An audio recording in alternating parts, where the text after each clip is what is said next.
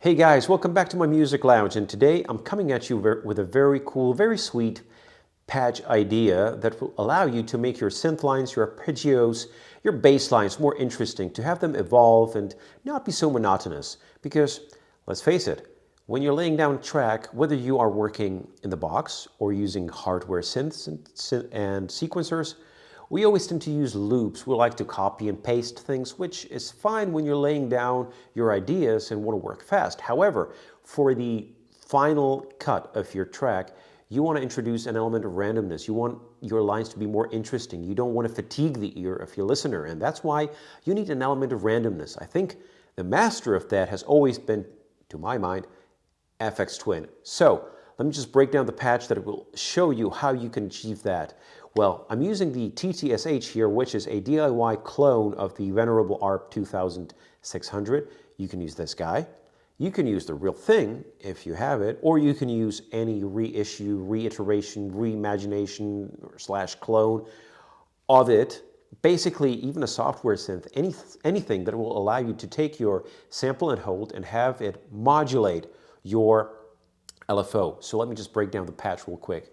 let me just start the sequence. I have a very basic sequence running off of the sequencer here, and filter is wide open. The ADSR envelope is very basic, just a hair of attack, bit of decay, bit of release, bit of sustain, bit of release. And let me just open the VCA so we can hear it.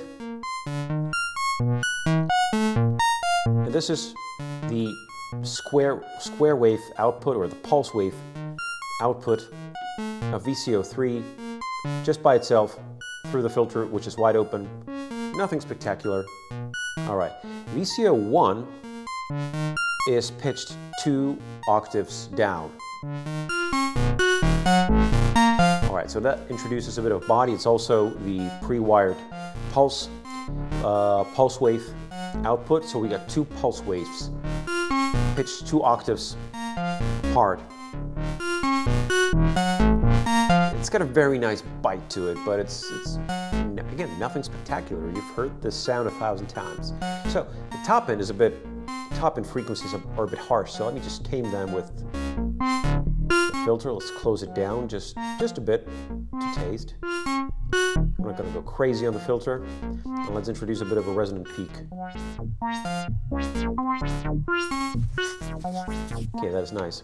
I didn't want to have that modulation here, but this is where we are going to get the movement from. So VCO2, which is in LFO mode, the sine output is going to modulate our filter opening and closing.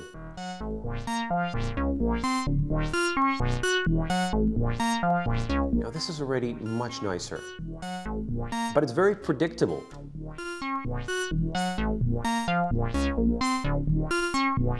So the way we combat that is by having sample and hold modulate our LFO, in this case VCO2.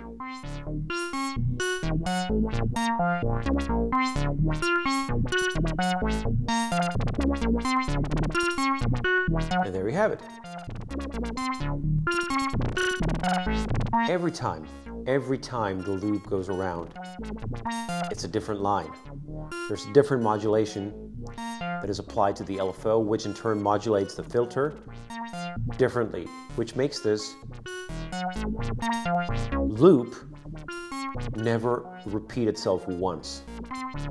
This sequence will always be different every time it loops around, which makes it so interesting. If you want to make it even more interesting, more edgy, let's introduce a bit of the ring modulator. So I'm getting the pulse wave into the ring modulator, and let's introduce a pre-filter